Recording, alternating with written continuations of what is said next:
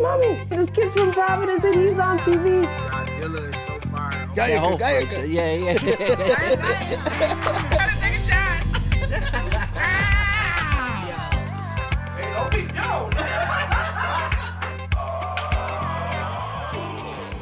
Welcome back to another episode of the E&A podcast. I'm your host, Frank. I'm your host, Uzi. And today we got the great fucking Noel in the building today. Yeah, what's going on, bro? Thank you for coming, man. Thank you for having us. And Appreciate you for letting me come on. Absolutely, bro. Absolutely. Yeah. We were looking forward to this, man. If you guys don't know, Club Ambition Podcast, right? Tell us a little bit about what you do. So, part of Club Ambition Podcast, I'm the co-host.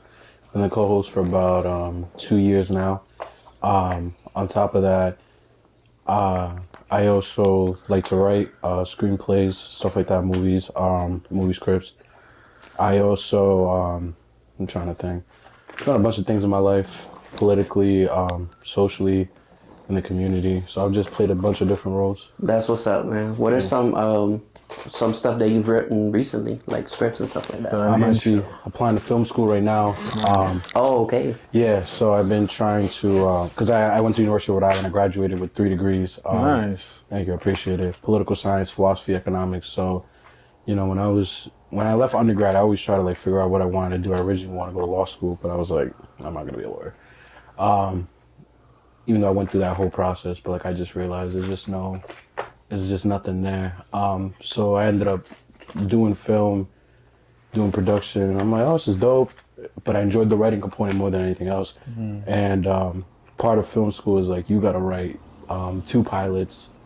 You gotta write a movie script, yeah. How long, like? 60 pages, so it's as if it's like an actual show. Oh, wow. Yeah, it has to be a drama.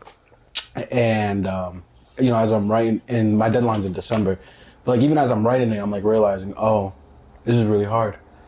And like, it's a lot of work. It's a lot of creativity too. Yeah. And it's also just like, and this is a big problem, just like when people are creating things, this happens a lot. A lot of people, and it's funny, I'm not gonna say my personal job, but for my personal job, I teach, because I like to keep that separate from my life. Yeah. For my personal job, I teach financial literacy, and like, I teach like cognitive biases, because a big part of financial literacy is understanding how like your brain causes you to make poor financial decisions. So in learning about cognitive biases, not only in my job, but also when I was in school for economics, I realized like a lot of people have like overconfidence bias. So like they think like, oh, like I did well at this, so I must be really good at it, because the brain will trick you that way. Mm-hmm. But in actuality, it's like, no, you know, the more you get into it, you start to see like, holy shit, this is hard as hell. Mm-hmm. This is an incredibly difficult process. And I think that happens with a lot of people. A lot of people will pick something up and they'll be like, oh, they see small success, so they keep going at it. And then when it starts to actually, you see the difficulty of it and the complexity of what you're doing, they just start letting it go. So like when I was writing scripts, I'm literally sitting here and I'm like, there's like a structure here. There is a 3 to 4 act structure. There is a requirement for character development, how you write characters for drama, how you allow like roles to play themselves out. And it was funny because the reason why I got into this is because I actually try to do like my own comedy show like Dave Chappelle did. And that, like, again, I was writing bullshit scripts on Microsoft Word when I was doing like I love that. Yeah. I love that. Humble beginnings, yo. It's dope. And I was literally just on my computer. I was bringing my PC to like my boys' crib. Like I was walking around with this PC wherever I went because I had my editing and all my stuff written on it. And like I found it so fun at first. I mean, it was just so much fun, like writing a character, come up with this concept. I create a writer room and everything, and like it was me and my boys just editing the shit out of my scripts. And then, you know, once we finished the season, I'm sitting there and I'm like, comedy's cool, but like I actually want to write something that means something. I want someone to watch what I'm watching, what I've been watching all my life, all these different shows, all these different things that have played such a huge impact on my character development as a human being. And I want to be able to make that impact on someone else. So, you know, I started off with like those humble beginnings of like ignorantly thinking, this is great, it's so much fun. Now I'm in the motion of, it's gonna take years of my life to get better at this, because this is so hard. Like, even understanding the structural component of it, then comes the creativity side of like, if you have an idea, building on that idea, you know, I think I've destroyed my scripts like 100 times. I just sit in my house in front of a whiteboard consistently doing, they call it beat pads. So like, basically you write on a note card the sequence of a plot, and you can do that on the software I have, which is a Final Final Cut? Final Cut Pro? I think it's Final Cut. It's something like that. It's specifically for script writing. Yeah. I only knew about it because the writer for Sinners, I always forget his name, the director, his wife had actually bought it for him, and it was like $200. And it was when he was broke as hell. And that's what he used to write his first movies and his first scripts. Oh, shit. And the reason why you need that software is because you can't do that on Microsoft. Like the way you actually have to have it formatted, it's specifically designed because one script one script is like a minute in a show or a movie. That's why, like they will say, you need a 60-minute pilot when you're applying for a film school, a 60-page pilot, because that's 60 minutes. That's a normal pilot. The same with a movie script. I have to write a 120-page movie script. For someone that's insane, but that's literally 90 minutes. Yeah, yeah. So now it's like understanding all that. Like it took me a long time to understand that, like, oh, I gotta like fit this within this software under this script. This is a minute. This is the actual way to write this. There's action. There's character lines. There's dialogue lines. Like there's so many things you have to learn. I've been watching YouTube videos like crazy. So it's definitely like crazy when you start from, I don't know shit, this is fun, to, oh, I'm starting to figure out how this works. I see why mad niggas quit. This is mad demoralizing. I hate this so much. Yo. So, But yeah. that's kind of like what kind of molds you into what the greatness that you're going to become. Yeah. You know, I'm excited about that for you, for that journey, bro. Thank you. Yeah, absolutely, bro. What are some people that inspire you in that field? Who are some big names that inspire you to do that? I gotta do it by their works because I'm terrible with names. The person that wrote Breaking Bad, I love him a lot. That's a great show. Yeah, because he's very interesting. He doesn't obsess over dialogue. Yeah. Some people like Shonda Rhimes, I believe is her name. Again, I'm very bad with names. I'm sorry, but she wrote. There's a few actually. Grey's Anatomy. Yeah. How to Get How Away to with Win Murder. Murder. Yeah. So she did a master class, and in the master class, Oh, that's dope. nah, no, In your, she did a masterclass in your school. No. So I Ghana. still haven't gone into school. Okay. She did a masterclass online, and I'm watching it. Oh, okay, There's something called masterclass you can like look up. Oh, famous right. people, Yeah. And her masterclass was like explaining the entire process of how to write the best pilot. And her process was radically different from the dudes from Breaking Bad. Yeah. Dude from Breaking Bad is saying, I need the plot. Like I need the beat, I need the chronological order of the entire story. Before I even think about dialogue or character, Shonda Rhimes like, oh no, like I need my characters, I need dialogue, but it makes sense because her favorite show was West Point. Okay. If you ever watch West Point, no, I said West Point. I think it's called The West Wing. It's the show about the President of the United States. It's old. It's like 1999. Dope cast though. If you watch that show and you watch the pilot, and she says she watched that pilot every single day. She like obsessed over it, read it like crazy. That was her suggestion. Read your favorite pilot, obsess over it. Even if you like grow to hate your favorite show, you have to do this. So I'm watching it because I'm trying to understand what she found so riveting about it, and I got it. It was the dialogue. They're very witty. The entire show is built on the West Wing, like the President of the United States internal cabinet. So his chief of staff, his head of communications, and just the everyday drama of being in that inner circle for the most powerful person on the planet. And the first episode is not about a nuclear weapon. It's not about a foreign conflict. It's about one of the cabinet members went on live TV and disrespected Christians by making like a snark comment. And it's like, this is the conflict of your first episode, but it's so well written, the back and forth, the way it's just developing. I get why she liked it so much, and it reflects itself in her own work. That like I see it. She's a big dialogue person. If you have good dialogue, even a very simple plot can be held up by good dialogue. Yeah. The person from Breaking Bad, he just had great plot. Yeah. The premise was insane. Absolutely. Yeah. Absolutely. Like homeboy finds out he has cancer, and now he's like that. So I definitely I enjoyed him because I am a big plot person. Because my favorite pilot, like after I watched that masterclass, I was like, I wonder what my favorite pilot was. And it's not even like it's not a action show. Like it's not a show where it's individuals. like real people. It's anime. Like I've been an anime kid my whole life. The first book I ever read was Death Note. Went to Nevermore Library, checked it out. I'm like, nah, like this is insane writing. Yeah. I respect the Japanese. They explore different things that we don't do as Americans. Americans are very obsessed with certain topics, and it's like, all right, bro, let it go. We already did this. Like, I don't got to see another drug show. I already saw The Wire. I don't need 50 Cent to give me The Wire 4.0. Yo, and it's all respect because I get it. It's good, but it's like, bro, like what the fuck, bro? Yeah. Like people tell me, watch Top Boy, watch this, watch that. I'm like, bro, BMF. I'm like, bro, I already did. It's The Wire. Yeah, it's the same thing. Yeah, like someone's already peaked this, and I've watched the white person version with Breaking Bad. So I appreciate anime because they at least try to break out into different genres. My favorite pilot of all time is Attack on Titan. Okay. So like that first episode is broken up into 2 parts is like some of the greatest like foreshadowing, like the way he just set the stage for the final message, and just the way the plot just develops into this insane thing, and it all started episode 1 is like genius writing, like, and it just won an award for like the greatest written like show in like human history, like in the modern era. Yeah, well deserved. You guys have both watched it, right? Yeah, I've watched Absolutely. it. Yeah, so like, bro, he already had like Aaron's whole, it's spoiler. He had like the whole like Aaron manipulated the entire timeline in episode 1. I went back and watched it. I'm like, wait a fucking minute. Aaron's right there. Like, yo, what the fuck are we doing? That's wavy to me. That's peak writing. It's funny too because I used to hate reading. Like as a kid, I thought fiction was trash. Like I felt like I was such an elitist. I'm not even gonna lie to you. I only read nonfiction, so I only read political books, econ books, philosophy books.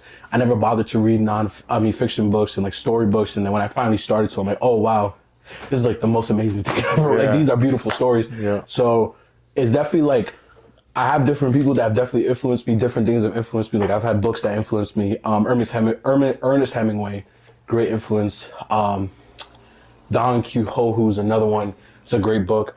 Like there are definitely people books and writers, from books to shows to movies. Because even with movies, I think Christopher Nolan is one of the greatest writers when it comes to screenwriting. So is Quentin Tarantino. Yeah, he's a beast. Yeah, the dude who wrote Twin Peaks. Yeah, Pulp Fiction, right? He wrote Pulp Fiction. Yeah. I forgot the gentleman's name that wrote Twin Peaks, but I've watched a bunch of his movies. He's a big surrealism guy. Like surrealism is this idea of like not everything needs to be logical and explained, and especially in movies. It's like a dream state in the things you're creating. Yeah. And like if you ever watch Twin Peaks or any of this person's movies, like shit will happen and there's no explanation. It's like the most off-putting thing in the world. It actually influenced Atlanta. Donald Glover got heavily influenced. Atlanta. I low-key love that show. And if you ever watch Atlanta, there is no like sequence. Like there's things that happen in Atlanta that don't get explained. And it's because he got that influence from Twin Peaks. So that's kind of what drew me from episode to episode, honestly. Is the fact that it's kind of like some of it is incomplete. Yeah, and that's again like a version of surrealism, and that's also what like drove me to a lot of these people, is because I realized like their art is very philosophical. I learned this stuff when I was in school. Like I learned a lot of these schools of thought. So when I'm watching it, I'm like, oh, that's this artistic period. That's that artistic period.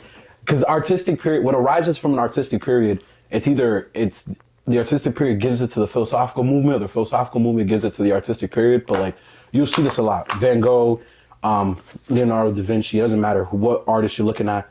They were either motivated by the philosophy of the time, or the philosophy of the time motivated their art. I mean, they motivated the philosophical movement, or the philosophical movement motivated the art at the time. It's very crazy. Like, there's a lot of overlap. You just have to really try to find it. But you'll see it. Like, tell me the artist, I could probably tell you the philosopher that motivated their art. It's pretty simple. Basquiat was around the 80s. It's like post-modernity. I love his art. Yeah, so it's his art, if I'm correct, maybe, because I'm not a postmodernist. I don't like more modern art. But I've heard Basquiat is very motivated by postmodern theory. The same with Virgil.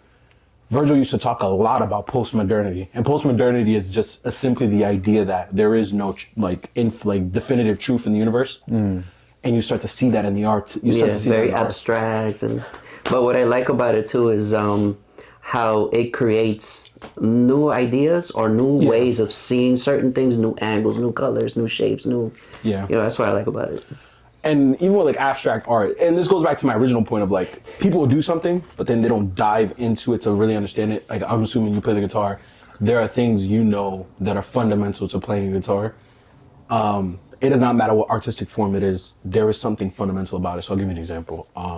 Abstract art. A lot of people think it's just a bunch of like paintings, colors. There's even abstract art here. A lot of that is math.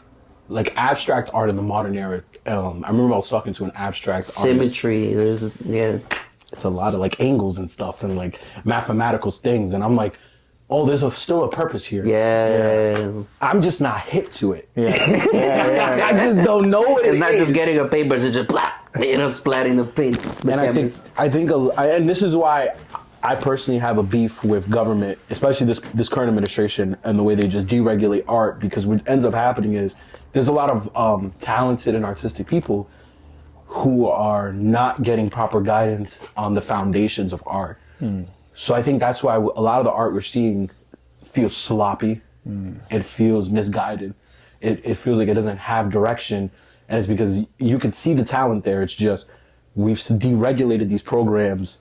We've neglected the next generation so much that they don't have an understanding of the foundational things to be able to actually create and build on what's already happened with artistic movements. That's kind of my fear with music, is a lot of people basically don't have the love of learning a new instrument anymore, and what that creates a wave, because down the line, guitar stores don't make money. That's not why we play, but guitar stores are feeling that.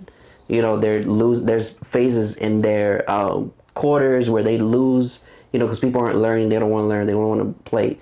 You know what I mean? So it's like down the line, people aren't learning the art, they're not learning the craft. Yeah. You know what I mean? I agree. And then we're going into this phase now that's crazy, which is AI. What do you feel about AI as an artist?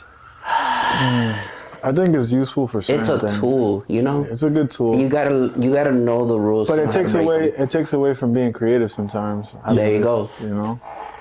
Because my thing with AI, and I always tell people this, I'm like, I'm not going to assume what AI is going to become, because I remember when crypto first came out, and this is something I learned when I was learning the philosophy of technology. Almost every technological innovation that's come about has not lived up to what people thought it was going to be. It's always led in another direction. Perfect example is cryptocurrency. When it first dropped, a lot of us was thinking like, this might actually get like modern currency the hell out of here. Like, we might actually see a currency system that is not regulated by the United States government or any government on the planet. And then quickly everyone realized that's never going to happen, because if we had a free flowing currency, that would lead to massive economic ramifications. But blockchain is the craziest technological innovation we've seen in a very long time. Yeah, and that wasn't the original intention though. I forgot the guy's name, the Japanese dude who made it, we don't know what he is, but he used a Japanese or a Chinese name. And when he first made it, his thing was freeing people from government oversight when it comes to currencies. Again, I don't think that's ever going to happen. I think they'll slowly start to regulate it. But I think he never knew that in his mind that like what I'm creating here is a blockchain technology that has the ability to be utilized in creating blockchain currencies for governments, blockchains for a bunch of stuff like the transfer of goods and services. Even with, what's some things called? Those NFTs? NFTs. I learned this because of the financial literacy courses I've had to take for my job. NFTs are very interesting because they're actually a contract. And from what I understand, it's a contract between two people, and the system basically will only pay you out or fulfill the contract unless the other side of the contract is fulfilled. So it's guaranteed. It is coded into the system, and that is the only way the contract can be fulfilled is if the other person meets their responsibility. In the past, like, you're kind of going off word of mouth with a contract in the hope that a legal system will protect you if the contract isn't fulfilled. With the NFT system, it's like, yo, you won't get paid. Like, the system won't pay you unless you are proven to have fulfilled your part of the responsibility. Kind of like, what do you call it? Oh my God, bro, what is the word? They use it in real estate. They hold the money. I think I know what you're talking about. Oh my God, what is the word I'm looking for? Okay, we'll let it go. But yeah, but that was never the intention. It was to get graphic designers and escrow, yeah. So similar concept, but this like ensures I ain't paying you unless you fulfill your contract. That's crazy. Like we originally, like I remember when it first dropped NFTs, I thought NFTs were gonna like get graphic designers and artists the fuck out of here. Instead, we get exposed to this technology that has the ability to fulfill contracts. And that's how I look at AI. I don't think AI is gonna teach itself how to be smarter than us. Yeah. I think it's gonna fall short of that, and whatever comes about it is gonna be utilized by the society. I don't think it's gonna get you guys out of here. Well, I think we're kind of learning to live with it now. Yeah. We're learning to live with it. People are creating music off of it and stuff. And look, I don't knock it. I just think I'm just grassroots. I think you know what I mean? I feel like... I think someone just won an award for being an AI artist. What? Literally being an AI artist. Or that they're going to fund a tour or something like that, right? Yeah. I think I know what you're talking about. Yeah. Yesterday we talked about on the pod that there is a AI artist, I think it's managed by Timbaland, that is has the number 5 album right now in R&B. That's insane. And like me and Vic go back and take over the genre. So and obviously like SZA, Kehlani responded and said I hate AI, this was ridiculous. My thing was when we heard it sounded like trash. Like it sounded poorly produced, the vocals were like screeching. I guess it's actually a human being that writes poetry that wrote the lyrics and had the AI sing it and make the music for them. Again, it still sounded bad. I think of what's gonna happen, me personally, is what I feel. I think it's gonna be easier to play a guitar, but that still doesn't mean you know music theory. So you can play guitar all you want, but do you actually understand the difference, like the fundamental difference in C? Or like, do you understand the difference between these different chords, the different things on the piano? You can't erase that, and an AI can't teach itself how to understand that and create that in a way where it sonically sounds well. So I just don't, I think it's just gonna make it easier for you guys. You don't have to burn your fingers playing the guitar no more, but you can still make a song. Yeah. Which is dope. Yeah. Yeah. I'm a purist though. I gotta have the tools, man. Yeah. The drums, the Not the keys, same. the guitar. I gotta have it. I get it. That but something came from this is like amazing. Yeah. As opposed to a computer. I look at it this way. Imagine how pianists felt when they went from the piano to electric keyboards. Like it's probably easier to just, or allows you to have a different ranges of sounds. That's how I kind of look at it. Also, like guitars, like I don't know that much about musical instruments, but I know a bass sounds different from an acoustic guitar. That was an advancement that happened that allowed that new sound to exist. So I'm definitely not pushing against it hard. I'm always just gonna be against the idea of replacing an artist completely. Yeah. But I definitely think it can open new avenues to like. For sure. Absolutely. Yeah, Absolutely. Sure. Yeah. Damn. So you said that album was number 5? That's crazy. I'm stuck on that. I'm stuck on that still. Like, I wonder wow. what made it number 5. I'm convinced they botted it because if you have AI, you can just bot it too. Oh yeah, that makes sense. Yeah, like what is gonna stop you from botting, especially since Young Thug's already exposed that payola happens. So they're definitely like paying people to bot these record labels. I'm glad that's happening though. Like that's definitely undermining the music industry and making people realize like the charts don't matter as much as you think. Wow, Yeah. that's so true. Billboards. Yeah. It undermines the whole thing. Now you have to force yourself to actually have an opinion versus like only going to something because it's popular or it's on a playlist. That's how I look at, TV, film too. Like everything's getting decentralized. Like there's no group or groups that are controlling things anymore. Because back in the day, it was Warner, Fox Studios, Paramount, Columbia Pictures.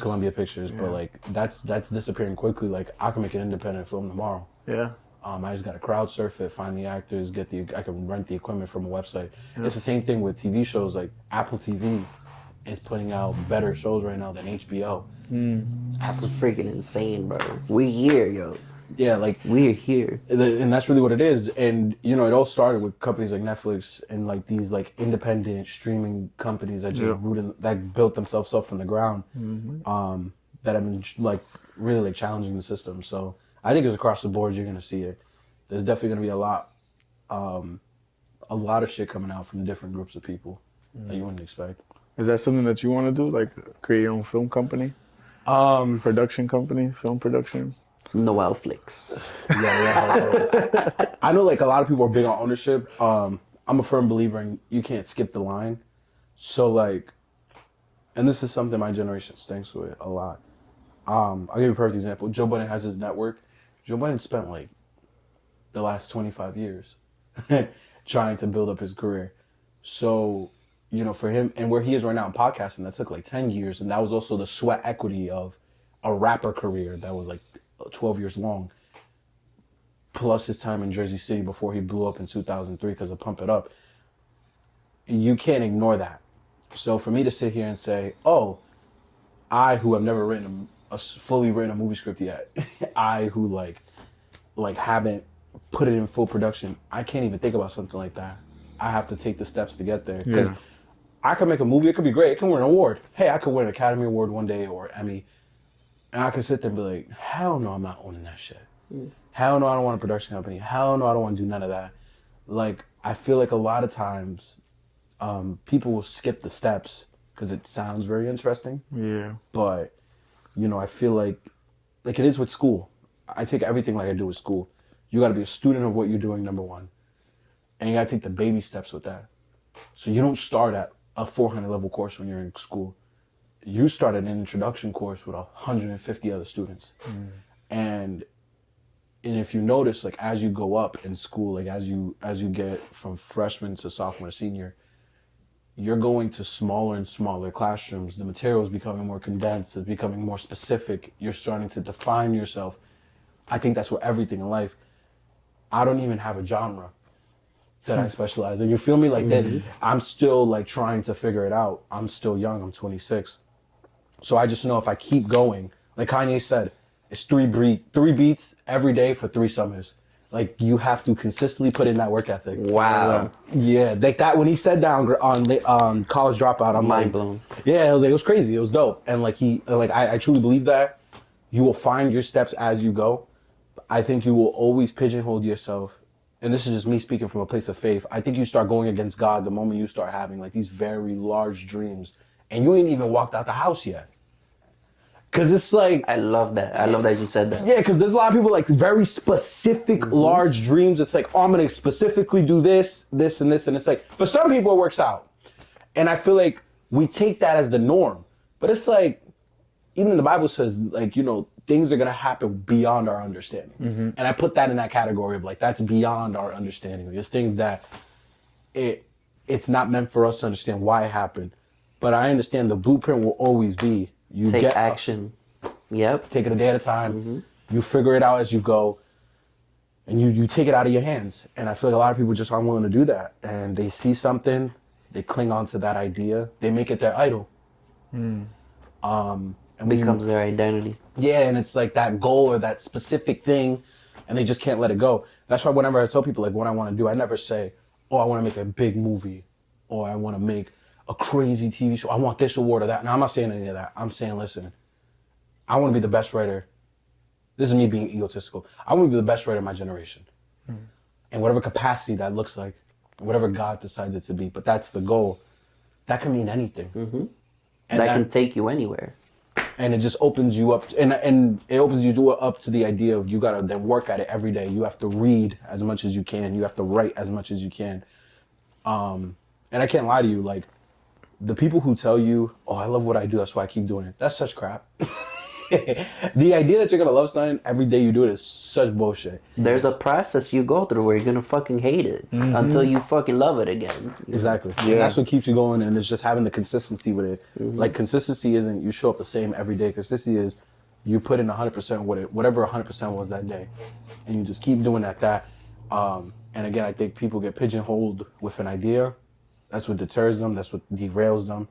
That's why I tell myself every day, even if I don't get into film school, I have 3 scripts at the end of it, and at the end of the day, you feel me?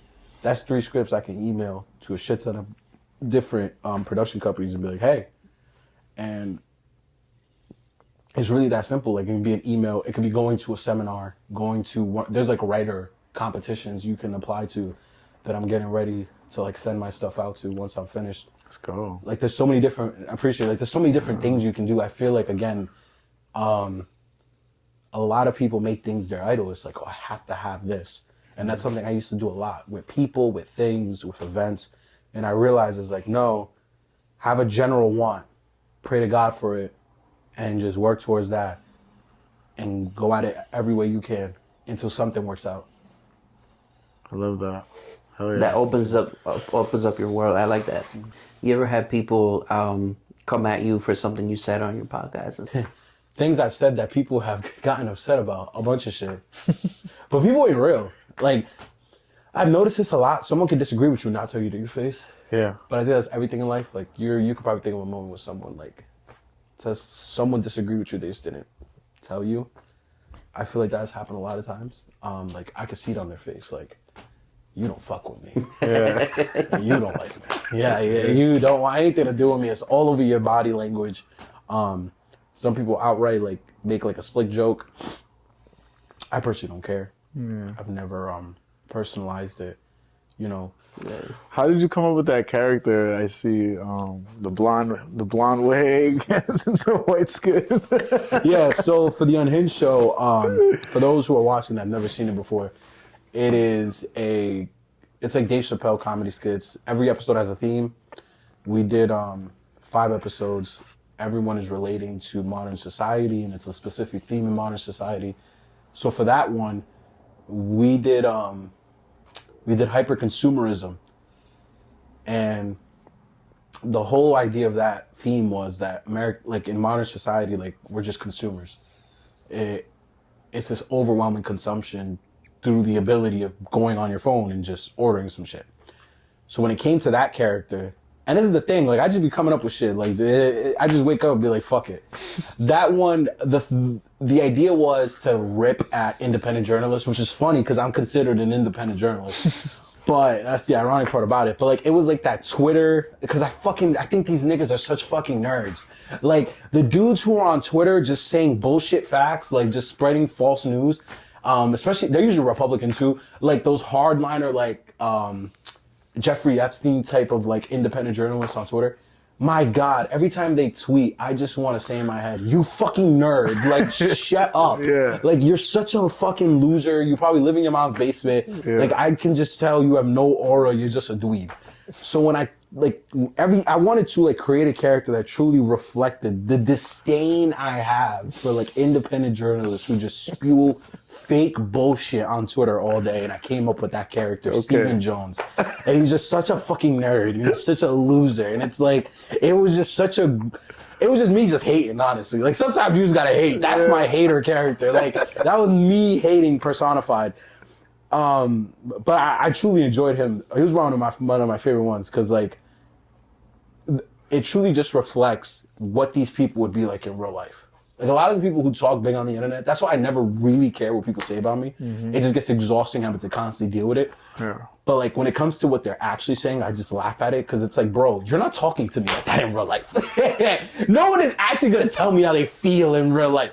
In real life, you're fucking lame. Like, bro, like, you're soft. Like, you're not gonna actually vocalize this shit to me. So when I always think of independent journalists, I'm like, you guys talk crazy on the internet, but in real life, you mad, like, you not really doing nothing. Like, you mad peaceful. You a civilian. Yeah. You already called the police. Like, what are we doing, bro? Like, yo, like, that be the shit with me with these niggas, bro. So like, I had to like personify that, and I came up with him. Love that character. That's one of my favorite ones. That's fire.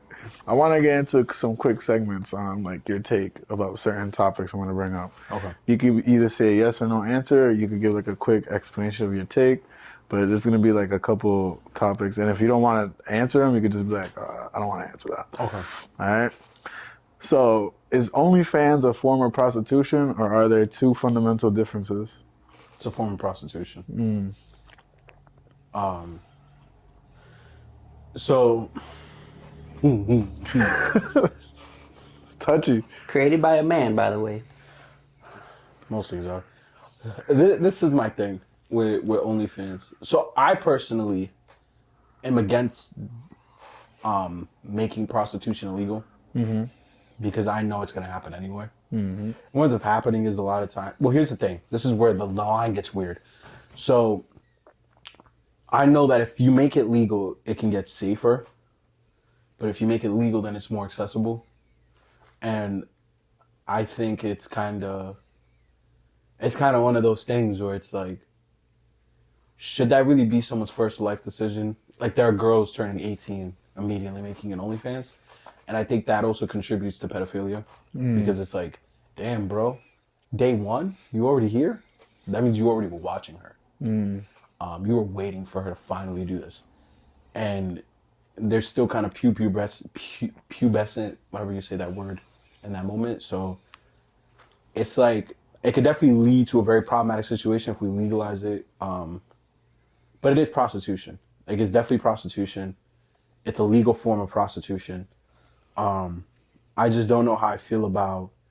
I know it should be legal because then it makes it safer for those involved, but I know the ramifications of making it legal. So I'm just glad I'm not a politician, so I'm going to make these decisions. That's why I never got involved in politics personally.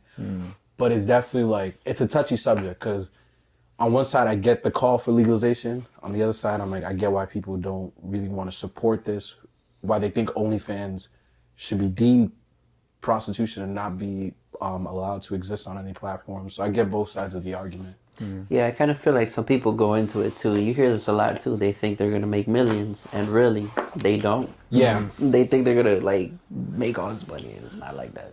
And my only fear is like, if you think you're gonna make all that money and then you go in and you don't, what are you gonna do with your life? Like, Yeah, because now you put all your roast beef out there. Your roast beef is crazy. Shorty got the envelope on the end of it. Bro, just straight beef, How you gonna, bro. you know what I'm saying? Yeah. I've heard that before. Like, you know, how you gonna, you know, Yeah, 'cause- find your loved one? Yeah. But even beyond loved one, because I never wanted to just be, like, women shouldn't make their decisions solely because of a man's thought on it. I also look at it like, do you want your boss to know what your areolas look like? Like, that's like a real thing that people have to consider. Because even with me, like, biggest thing with podcasting was, this is when I knew I gotta succeed in what I'm doing in life because I got no other options. Like, people have called my boss and been like, do you know this person who works at your job? What? Yeah. And like, but I told my boss Damn. before I got there what I was doing. But like, I have a digital footprint now. It's very obvious what it is. So like, I know there's only so much upward mobility in my life in the professional field. Like, people still think you can get away with things you do on the internet and still somehow have a professional job. Like, no, there are a lot of people who still believe in professionalism, despite what you might think on the internet. And if your areolas are on the internet, your boss is going to get a phone call the same way my boss got a phone call when someone told her about my political views or how I was shirtless listening to Drake. Oh my God. So there's nothing I can really do about it. You feel me? Yeah. So Talk about Drake. Drake or Kendrick? My bad, sir. I've heard your take on this before, but I want our audience to hear so it wait, from you. who's one or like just in general? In general, I mean, we all know. Who do you think won? Hold Straight on. Who up, do you bro. want Who's think the better? rap beef? Who won the rap beef was Kendrick. Kendrick. Okay. If I had to pick discographies, all-time careers, no, it's two different things. Damn. Okay, so I'm gonna be honest. I listen to Drake more than I listen to Kendrick, but I'm a Kanye West fan. Okay. So this is where I also like get frustrated with the masses because Drake is a product of Kanye's production. I can give you the family tree easily, so I'm never going to like discredit Drake. I'm never gonna say he's a culture vulture. My biggest criticism of him for years was he was falling off.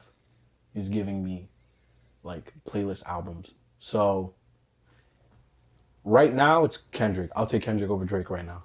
All time, if I had to listen to the music, it depends the mood I'm in. Yeah, it depends the mood I'm in too. Like, if I'm depressed about a shorty, I'm not listening to a lot of different Kendrick songs. I'm listening to Drake. Yeah. If I need to like socially think, like self-reflect about my positioning in my society, I'm listening to Kendrick. So it all depends on my mood. But again, if it's all time, it's Drake. They're really both great writers, honestly. Yeah. They have their strengths and stuff. Yeah, exactly. Like, there are songs that Kendrick just can't make that Drake can, and there's songs that Drake can't make that Kendrick has bodied. So it's like, it is what it is. Like, I hate comparing the two. Like, you have a better shot of comparing J. Cole and Kendrick Lamar. That is a way better comparison than Drake and Kendrick. It's so stupid, but the masses are the masses. Yeah. That whole beef was crazy. Yeah, man. Brewing since Control, so Yeah. the brewing since the Grammy wins in 2012. So like I get it. Oh, wow. Yeah. Yeah, because Macklemore won, and Macklemore sent an apology on IG to specifically Kendrick, because it was Good Kid, Mad City that was up there with Nothing Was the Same as well. Yeah. It was for a rap album of the year, I believe. And Macklemore's like, I'm sorry I won.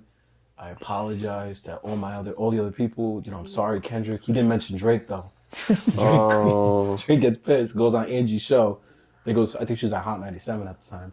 And he was like, I don't know why Macklemore's apologizing just to Kendrick. Like, he felt some type of way. And then Kendrick won Best Rapper of the Year that year. Drake felt some type of way that he won Best Rapper of the Year that year. I think it was MTV that awarded him that. And it was a whole... Their beef is so petty and corny. It's just petty nigga shit that just brewed into a lot of more problematic shit. So, it's life. They got deep into their whatever shit, you know, the pedophilia with Drake, and then like Drake talking about his baby mom sleeping with his manager. Yeah. You know, like, The funny thing is, and I always tell people this, we don't really look at it this way, but this is exactly what happened. If Kanye West was just more of a stable human being, this beef would have never happened. yeah. Because Kanye had the reputation, he had the following, he had the success to knock Drake out, to just gut punch him the same way Kendrick did. And probably, I think Kanye West had more of an ability to end his career. Because Kanye had the same hits. Like, he had the same level of notoriety across the culture as Drake does. The problem was, Drake got that nigga the fuck out of here. Well, Kanye got himself out of here. Yeah. And it's like, that's what opened the door to that beef. Because if you think about it, like, the beef the entire time has always been Kanye West, Drake. It's been this way since like 2022. Yeah. He even mentions him on Scary Hours 4 or 3, whichever one that was. And then, bro, Kanye just went full-blown, like, Nazi. He disappears, and the beef that has been brewing in the background finally got its, like, ability to, like, present itself to the world. That's why I also think Kendrick's more strategical than him. Because Kendrick waited until Kanye and his beef disappeared. He waited for Drake to think he was finally number one. It was just him. There was no question about it. There was no more, well, what about Ye? What about this artist? What about... No, it was like, no, Drake is number one. Yeah. He's on top of the world, and then Kendrick just took that nigga's head off. I gotta admit, that's strategy. That's strategy. Yeah. Literally, Drake dropped. There was one song, I forgot which song it was. He dropped, and then 10 minutes later, Kendrick dropped. Crazy, bro. Yeah, that's when you know there was a leak. There was a mole the entire time. They definitely had moles on both sides. Hell yeah. Yeah. That's crazy. Great beef. Yeah. I feel like Kanye, too, like, ever since he started fucking with Kim, he kind of just went, like, left, bro. Like, I don't know what it is with those girls, but they fucked men over in their lives. I don't know what it is. So, again, he dropped the doc recently. We were talking about this on the pod yesterday. And, like, I relate to his situation solely because he's bipolar. I know he's bipolar. Kim has admitted to it. I think he has borderline, too. I have bipolar disorder. I have borderline as well. I got it from my mom. So I grew up with that. And, like, I see it in him. And, like, a lot of his behavior and the new doc he dropped, I'm seeing a lot of his, like reactions. And I'm like, okay. I see why it got here. I know what it looks like when it's untreated. It's even worse for him because it went untreated for so long. And, you know, this is kind of the cruelty of life. And this is the irony of God. This person was right for so long. When they stopped being right is when the insanity that was always there finally got to present itself. Yeah. And it just festered worse and worse. So the thing about that condition is, you know, you're always going to have a level of insanity. It doesn't matter if you're on medication or not. It's your job to check it and regulate it I think all these years he left unchecked, left unregulated, and he kept being right. With fashion, with music, God gave him one hell of a pass in life and allowed him to be right for so long. When he finally started being wrong, like 2016 with the Trump stuff, and like he's facing backlash, like excessive criticism, more than usual. It's not, you can't say George Bush hates black people, not because you're wrong, but because it's not the appropriate place to say it. He didn't know how to handle the idea of, it's not that this is inappropriate, it's that I'm actually wrong in what I'm saying. People will think I'm wrong. That idea just festered, it grew, and he became what he became. So it's definitely sad. I feel bad for him. Yeah. So it is what it is, though. God Yeah. bless. God bless him. Are you pro-life or are you for abortion? I'm pro-choice. Pro-choice. I'm a firm believer there's a lot of things in this. Okay, let me word this better. There is a story in place. I think God is a writer. And I think that there are circumstances in every society that we have. And it's not our job to change those circumstances. It's to figure out how to navigate through them with what we have and with God in our minds. So like a lot of people are asking that too because I'm Christian. Like, are you pro-choice or pro-life? It's like, no, I'm pro-choice. That's your choice because the option's already there. It's already there. Like it's already ingrained in the society. Do you think it should be? I don't think it's ever gonna leave. Like that doesn't matter. Yeah. You can't get rid of it now. Yeah. 'Cause Like it's already like thing. It's already a thing that's here. It's already an option that's here. Right. Machiavelli said it best. He said, you know, once you give something to the masses, you can't take it away from them. He was talking about the poor specifically, but you can't take something you've given from the citizens because they're already accommodated to it. Yeah. So the access to abortions has already been introduced. You can't tell people, oh, never mind, like give me that back. Like no, it's already here. And I think that's part of God's plan. Like I think that's part of the design. It is not your job to make the choice on how you want to handle that. And whatever comes from that is part of life. Like justice will find itself in whatever way it feels it needs to. You know, I've always said this. The idea that your job in this life is to avoid sin at all costs is the most delusional thing in the world and will make you lose your mind. You're going to sin regardless. That doesn't mean you embrace it and sin. Right. But to actively try to always avoid sin is like, bro, what are you, like, that's not, then your life becomes less about the relationship you have with God and more about me just not sinning. And you hyper focus on that versus trying to understand God.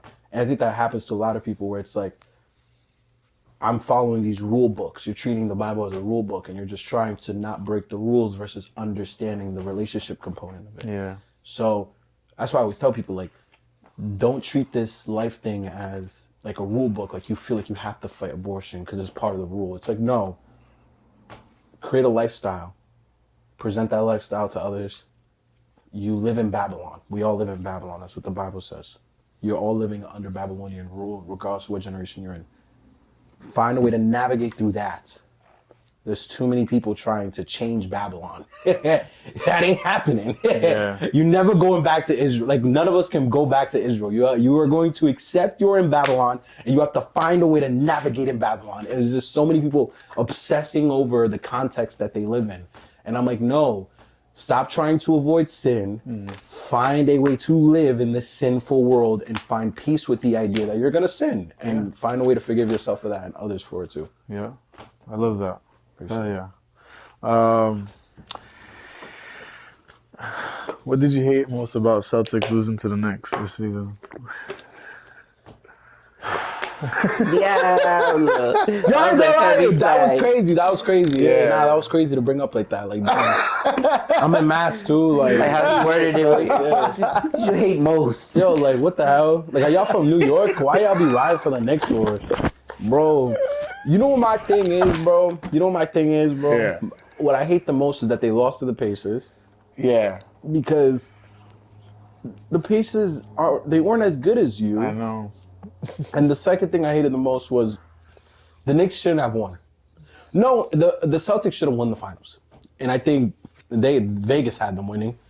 most sports commentators, like 99% of sports commentators, had them winning. I'm not gonna lie, I Expectations had were them high, winning. Yeah. Yeah. Because there was a super team. Like Yeah. it felt like when Katie tore his ACL and Clay went and tore his ACL.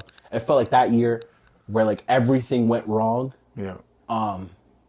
That's how it felt like, because when you watch it back, like this dude had AIDS.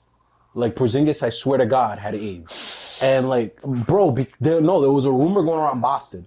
What? It's allegedly that Porzingis slept with this girl. She was jacking, that she gave him AIDS, and that she had photos of that they slept together.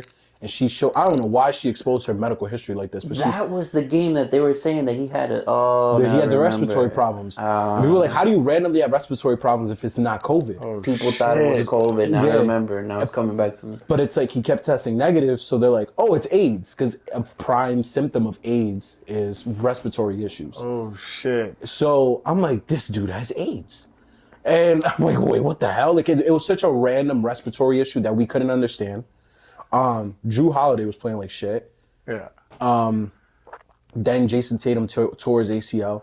Or as a kid, whatever it was, I don't remember the injury. And you kind of just sit there and you're like, what the fuck? Like, it just felt like everything was against us. So, but the thing was, this was the part that I hated the most. Like, even though I had to accept that reality, we should have won. We were down 0-2 only because they shoot too many fucking threes. That first game. Yeah, the first two games. Yeah. Analytical basketball is going to ruin the sport the same way it's ruining baseball. You know what's also crazy though? I like that you said that. That like you guys were up 20 points. And they kept shooting threes. Yeah. But again, that's analytical basketball. It's this idea that if you shoot a certain number of threes, statistically speaking, you'll hit a certain amount, you'll always win. The problem is this though. Analytics is like quantified by like a certain amount of games. So if you're playing 82 games, your numbers are skewed. A lot of people don't know statistics. Like I had to learn statistics for economics, especially for research. So I understand like that pool can cause a lot of deviation. You can have one night where you're hitting like 40 fucking threes. And that could and the rest of the week, you ain't hit shit. Yeah. And that's just gonna fuck up the entire statistical analysis. So it definitely was like a problem for me. I don't agree with Joe Mazzulla's theory on it. I think he's wrong. I think that's what cost James Harden his ring. Because, bro, the Rockets were up 28 points to the Warriors. And this was this game would have won them the playoffs. I remember this. And the Warriors literally the Rockets did not hit a shot for 2 minutes and 30 seconds. Something like that, some crazy stat like that. They missed 28 shots. All they needed to do was make one shot to win the game. Wow. It was a whole thing. Like if you look it up back in the day, James Harden versus the Warriors. I forgot the coach's name at the time. This was his philosophy: keep shooting threes, keep shooting threes, keep shooting threes, and it cost him that whole thing. Chris Paul was a part of that team. I remember. Oh yeah. Yeah. Chris Paul, James Harden, Bro, whole thing, bro. That three formula sucks. Frank ass. Capella. Yeah. Yeah, it's not the same game anymore. Yeah, it's heavily influenced by that, and you can't even guard the three. That's another thing. Like Yeah. it spreads the floor too much. It makes it like physically impossible for you to properly cover the entire floor. It just sucks. And I think analytical basketball, analytics that tells you take the three versus driving it into the paint. You're Jason fucking Tatum. You're 6'10". The paint is wide open. Drive it in every time. You're supposed to. But analytical basketball says no. Do a stupid hezzy three. I said hezzy. Do a stupid step back three. Like it's so stupid. It's the same thing with baseball. Yeah. Baseball is launch angle now. It's go for the home run instead of Yeah. trying to get on base in the ninth inning to cause a rally and Less strategy. It's less strategy. It's more statistics. The idea is if you get the ball in the air, you're more likely to win. Same with basketball. If you can hit the three, you're more likely to win. But it's about momentum, the moment, the situation you're in. Those things aren't accounted for. You can't statistically quantify that. So Do you feel like Steph Curry kind of changed that? yeah, because he the thing about the Warriors though, and when no one ever talks about, Steph Curry drives it in. Yeah. Like he was notoriously known for being able to put it in the bucket from in His the paint. mid-range, yeah. Yeah, like he had a mid-range and he could drive it in really well. Clay also was great at that. Like they had an interior game. It wasn't just Steph and Clay shooting threes. Yeah. Also, they were two anomalies, like two of the greatest 3-point shooters of all time on the same team. Getting great screens. Their screen system was amazing. Like, that was all perfect. Like, they spread the floor perfectly. If Steph don't shoot it, he's going to drive it in. There's a lot of teams missing that component. Like the Celtics, cool, you're shooting threes and you're hitting them, but Jaylen Brown can't dribble with his left. So he can't drive it into the paint. Jason Tatum, too afraid to get aggressive in the paint. So what are teams going to do what you guys did? Shoot the three. Kill me there. Fuck it. Let Al Horford, 40 bum-year-old ass, shoot this three, bro. Yeah. Because you know what I'm going to do? I'm going to let him shoot that dumbass three. He going to brick it. I'm going to get the rebound because we're all bigger than you. And that's what the Knicks had. You were bigger than us. Yeah. Mitchell Robinson and Homeboy, you guys, and Cat, like, you guys were just way bigger than us.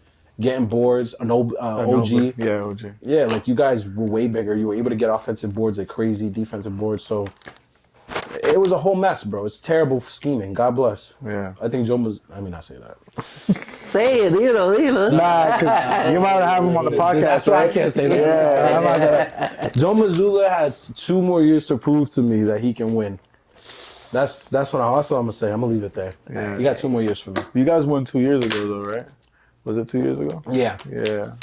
But my point is, like, you can win with that roster. Now win with this one. Yeah. We're gonna see. I give him like 2-3 years personally. You guys almost won again when it was against the Warriors, Yeah. right? Yeah. So that one was with Udoka, and the thing with that one was like Ime didn't understand like Marcus Smart cannot walk the ball up the court. Like, Yeah. Marcus Smart should not be your primary point guard. Marcus Smart does not have that great of a basketball IQ. His major thing is defense. Like there was so many failures of that team. I think we had more turnovers than we had threes made at one point. Yeah. Like we had like 21 turnovers and like 18 threes made. Bro, I know that, and it was a crazy stat. It's like in every game that we lost to the Warriors, if we had not given up like 3 turnovers, we would have won every game. So like it was always something with this fucking team that it's cool. It's cool. I've suffered enough. It's fine. I gotta suffer with the Red Sox. Yeah. Yeah, but y'all been spanking the Yankees. Doesn't matter. We're still like you guys are 3 games on top of us. Yeah. We're 1 game for the second place in the wild card. If we lose tonight, and because there's a 4-team race going on right now. It's between Cleveland. Cleveland's insane. I don't know how they came back. Detroit, the Red Sox, and the Seattle Mariners, and the Houston Astros. All 5 teams are like fighting for either their number 1 division or the wild card spot. It's a whole thing. Who do you think is gonna take it? Cleveland is wild, bro. Cleveland is wild, bro. Like Carlos Santana, I think that's who it is. He carried that team single-handedly. I think Cleveland might. I think Detroit has choked drastically. I think they're gonna lose their division. I think they'll get the second wild card spot. I think Seattle is on fire. They have the best catcher in baseball right now, like of all time at this point. He's about to like tie Aaron Judge's American League home run record for a single year. Yeah, he's at 58. He's on pace of hitting 63. Aaron Judge is 62 in 1 year. So he's insane. And he single-handedly brought them to the first place in the West. I think they'll win the West, and it's between the Red Sox and the Astros for the last seat in the wild card. I can see that. Take Astros. I take Astros, even though I'm a Red Sox fan. I'm sorry. Oh, I can't, bro. I'm telling you, if I ever meet John Henry, I'm pulling up on him and I'm calling him a cheap bastard. Because you want to know why? Yo, they're robbing y'all. Every camera looking at me right now, they're robbing you niggas. Because this is what's happening in professional sports that no one's talking about. There are ownership teams that are good. Like the Dodgers, great ownership team. Spent a lot of money. The Mets, great ownership team. Spent a lot of money. The Dodgers got bought by the Lakers. Great ownership team. They spend money. The Boston Red Sox are an example of a terrible ownership team. Fenway ownership group bought Liverpool. Or it was Arsenal. It was Liverpool. They bought Liverpool. So what they did was they gave all this contract to the Liverpool soccer team overseas. Soccer, yep. Mm-hmm. And then they gave nothing to the Red Sox. Damn. So they pick and choose what team wins which year, which team does well which year, what team they're investing in for the foreseeable future, instead of just putting money in every team. They're like divvying up their losses. You basically become part of a portfolio. Damn. This happened with the Rams. The year the Rams won the Super Bowl, was because they also owned a hockey team and a and a soccer team. And that year, the ownership group decided the Rams were going to do well. So they put mad fucking money. They traded for some defensive back. I forgot his name. They got Odell Beckham Jr. Like, they put mad freaking money into the team. And they fucking won. And then the moment that they stopped winning, they took all the money out and put it into the soccer team. And it's like, bro, this is so crazy, bro. Like, what the fuck? So it's like, is it your sports team's turn to win? It's essentially where we're at in this life. Right. Wow. Yeah. Fuck Liverpool, bro. He literally traded Devers $300 million contract off his books and then signed 3 niggas in Liverpool for $300 million altogether. Oh shit. You're gonna tell me, like, at what point we gotta investigate these niggas, bro? Like, yo, you're just moving money around. Fuck you, bro. Yeah. Wow.